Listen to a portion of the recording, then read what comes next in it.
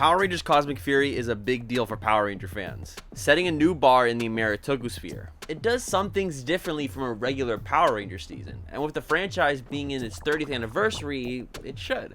This new 10-episode season of the show takes a lot of notes from the previous 30th anniversary special, Mighty Morphin Power Rangers Once and Always. But they make the show a much more serious vibe. Now, I'm not talking dark and gritty, but more serious than regular Power Rangers. Or a little less than RPM. The stakes are high here with cliffhangers nearly after every episode, and it had me on the edge of my seat so much that I had to just binge the whole show in a day.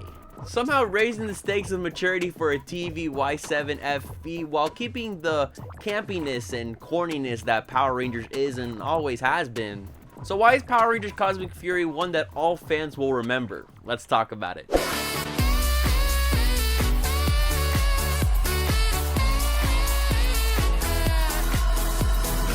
Hey guys, Este here, and it's time to review the 30th anniversary of Power Rangers, the highly anticipated Power Rangers Cosmic Fury. Now, big shouts to the folks at Hasbro and Netflix for giving me the opportunity to watch this early so I can review it for all of you. They did it for you guys, the E-Squad, so subscribe and ring notification bell to join the E-Squad today. One of the highest growing Power Ranger fan bases ever, period. And never forget the E-Squad comment of the day. Leave a funny comment down below. Put the E-Squad in it and you might be in the next video. And don't worry about any big spoilers because I'll only be talking about stuff that we've seen in trailers, promo clips, and morph sequences. The Power Rangers are in space once again like it's the mid-90s. And I think this was a great setup to get the Power Rangers into interesting situations that we haven't seen them done in at least a decade. And it helps really just expand the lore of the show. Lord Zedd had escaped the jail that the Morphin Masters had put him in, and has taken himself along as a new group of intriguing, funny, but still forgettable crew of villains, except for an influencer villain, my fave character, across the cosmos. And we see the Dino Fury Rangers gain access to the Cosmic Fury set of suits, weapons, and zords to fight off this new threat. Now, the timing of this show is quick. Like I said, it's 10 episodes long, so stuff gets hit at you pretty fast. So you know how a Power Ranger season would just have a lot of filler? Just take all that out. It's 10 episodes of pure story, which that in itself is one of my favorite parts of Cosmic Fury off the jet. And a big reason of this is that they're taking a big step, as they're not really doing their usual formula of adapting a Japanese Super Sentai series and making their new story. And a big part of that is the brand new suits that the Rangers get this season. I've already stated my opinion on these. I think they were alright, cool even. They look a little weird at first, especially when you see they have no neck and exposed abs. But once you get to see the show, see the suits in action, get into the show's lore and how the story works, the suits are fine, okay? They weren't an eyesore for me. They even have new weapons, by the way, which, you know, balances it out because they're pretty cool. Power Rangers Lightning Bolt, it's on everything. But even then, they still have to use Megazord footage from Uju Sentai Q Ranger, but they really use that more as an assistant to their storytelling, unlike using it to tell the story. And that's the main reason why they used these new suits instead of using the Q Ranger suits. And after watching the series, I can understand why they did that. The Q Ranger suits just wouldn't work for the story of what they were trying to tell here. With using just the Zord footage, they can say they're in any planet, any environment, and it would work to help the story. And the best part is that most of these Zords are just available from the start, so there's not really episodes where we gotta go Zord hunting for a brand new Zord, even though it still happened once. Which, by the way, that one episode was my favorite of the whole show. So with all that space exploration and just new stuff that it's doing this season, I can really compare it to a lot of older ones. My personal mix of all that would be it has a little bit of in space, a little bit of SPD, and a little bit of RPM mixed in, and it makes for a great story. And a hint of Mystic Force. We love capes. But moving on to the Rangers, this series is definitely more Ranger based than ever. Instead of having individual Ranger stories, the whole series kind of surrounds this whole cast and how they're adapting to these new changes. Amelia gets an upgrade to becoming the Red Ranger of her team, and besides it being one of the first in the Power Rangers franchise, she really does a lot to hold this team together. She has her leader moments of keeping the Rangers in check, but I will say though, she has the Red Ranger curse that Zeta had in Dino Fury. She's a little more cornier now than ever. Its own Red Ranger corn. And it makes sense, you know, you gotta have your protagonist quips and whatnot. But what does that mean about the previous Red Ranger Zeta? Well, he becomes the Champagne Ranger. I'm kidding, the Zenith Ranger with his own cape. And now he's kind of like an extra Ranger to this team. It's weird.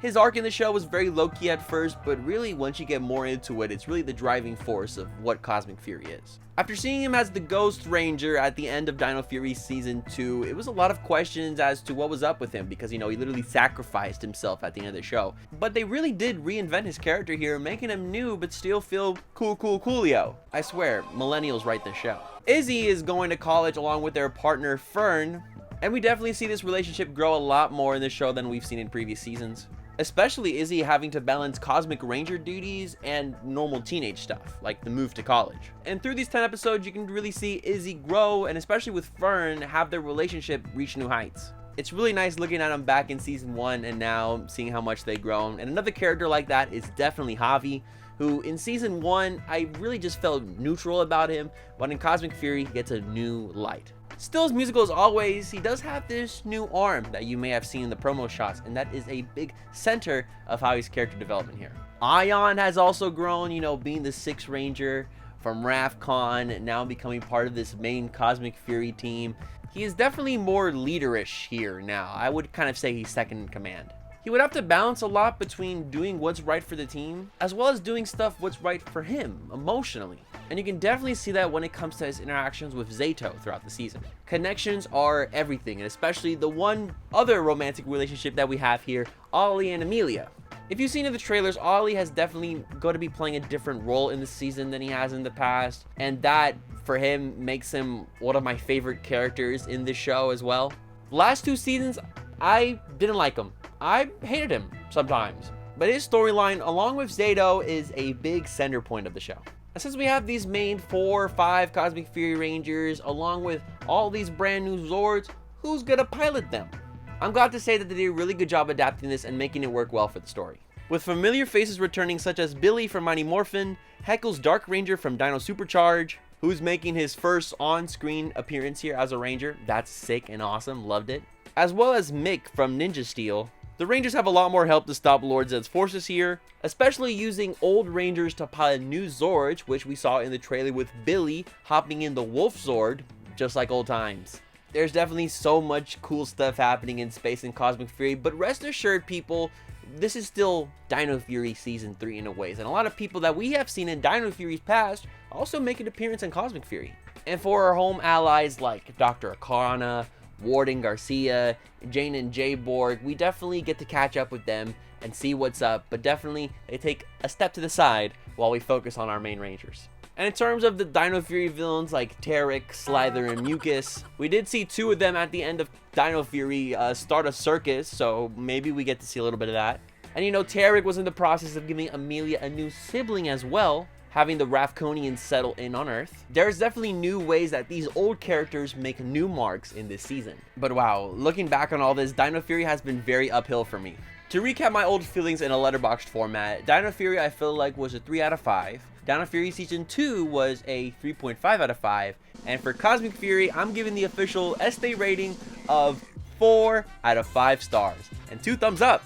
The thumbs up doesn't really work in the review. They don't add to the score. The show isn't perfect though. It has a 1 star deducted. I feel like sometimes the show builds up more than, you know, it pays off with. But when you're at that 10th episode in the final minutes after seeing everything that just happened, I feel like the twists and turns are still worth it as a Power Rangers fan. And I say that because I feel like this show was still made for us Power Rangers fans and not really for a general audience. That Power Rangers reboot is still looming over our heads and we have questions about it.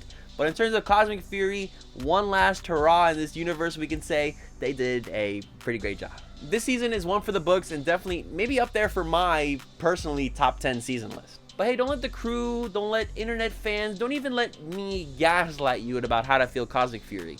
Sit down, get comfy, get some popcorn, watch these 10 episodes, binge it in a day, watch 1 episode a day, watch 1 episode a week, get ready to explore places and see new ideas that the show hasn't done, old ideas that we're going back to, and just bask in the glory and bask in the universe that has and will always will be Power Rangers. Thank you so much for watching. Power Rangers Cosmic Fury comes out on Netflix on September 29th.